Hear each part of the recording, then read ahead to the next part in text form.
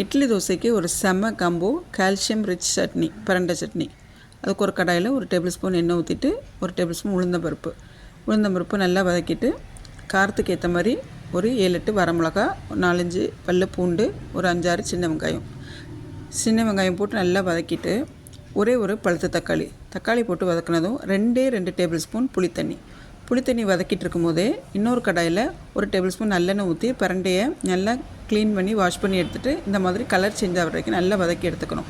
வதக்கினதும் இதை மற்ற இன்க்ரீடியன்ஸ் கூட சேர்த்துட்டு ஒரு 1 மினிட் நல்லா வதக்கினதும் கொஞ்சமாக காயப்பொடி, 2 டேபிள் ஸ்பூன் கருப்பு எள்ளு சேர்த்துட்டு தேவையான அளவுக்கு உப்பு சேர்த்துட்டு இப்போ ஸ்டவ் ஆஃப் பண்ணிடணும். அதே சூட்டில் இருக்கும்போதே 2 டேபிள் ஸ்பூன் தேங்காய் துருவல் சேர்த்துட்டு ஒரு மிக்ஸி ஜாருக்கு ஆற விட்டு மாற்றிட்டு ஃபைன் பேஸ்ட்டாக அரைச்சி எடுத்துக்கிறோம்.